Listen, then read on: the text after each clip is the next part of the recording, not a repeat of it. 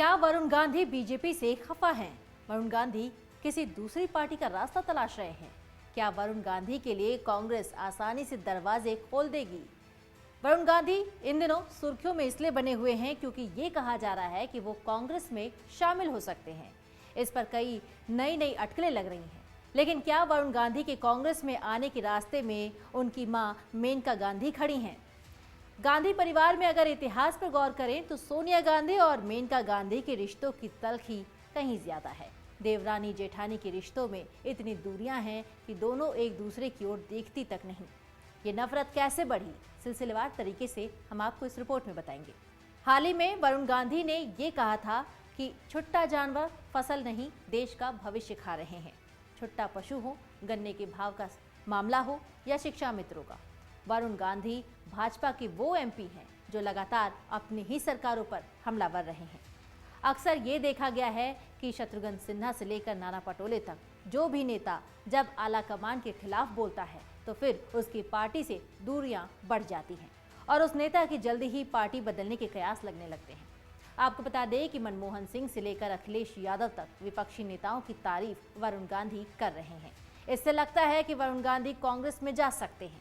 वरुण की भाजपा में तलखी के बावजूद अगर गांधी परिवार का इतिहास देखें तो ये नहीं माना जा सकता कि वरुण की कांग्रेस में एंट्री हो सकती है।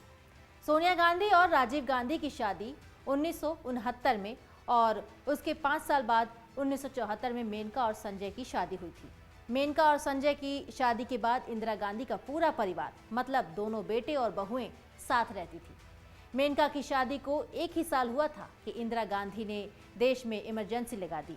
इस दौरान राजीव गांधी अपनी नौकरी तक सीमित थे तो सोनिया गांधी एक आम गृहिणी की तरह से राहुल और प्रियंका की परवरिश में बिजी थी। इंदिरा के साथ इस दौरान राजनीतिक तौर पर कोई साथ था तो वो थे संजय और मेनका। संजय को तो इंदिरा गांधी का उत्तराधिकारी माना जाता था। मेनका भी शादी के बाद राजनीति में दखल लेने लगी। मेनका की दिलचस्पी राजनीति में थी जिसे उन्होंने छुपाया भी नहीं।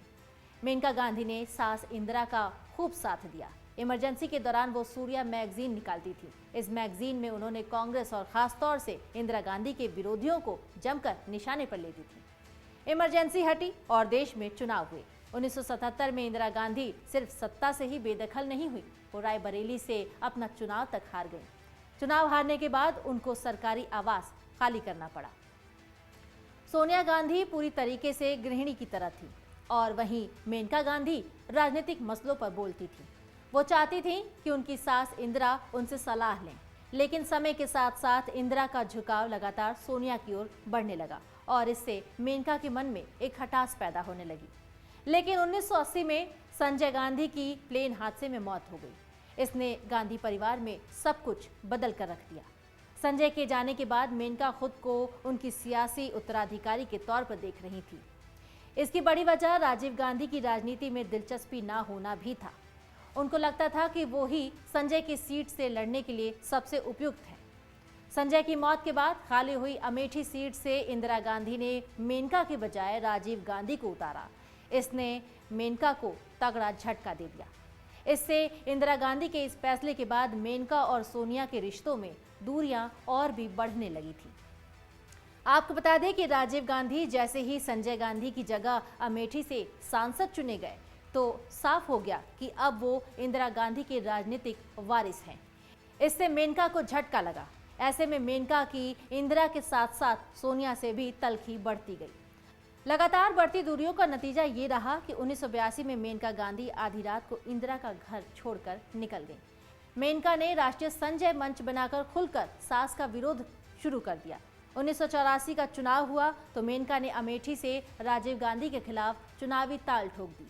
मेनका इस चुनाव में हार गई। इस चुनाव ने उनकी इंदिरा गांधी, सोनिया गांधी और राजीव गांधी के साथ वापसी की किसी भी संभावना को खत्म कर दिया। 1982 के बाद से ही मेनका गांधी लगातार राजनीति में एक्टिव हो गई थी। 1989 में पीलीभीत से चुनाव जीती और वीपी सिंह सरकार में मंत्री बनी।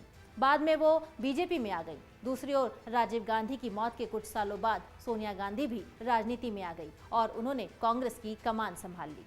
इस समय सोनिया गांधी के बेटे राहुल और प्रियंका राजनीति में एक्टिव हैं, तो मेनका के बेटे वरुण गांधी भी 2009 से बीजेपी से सांसद हैं।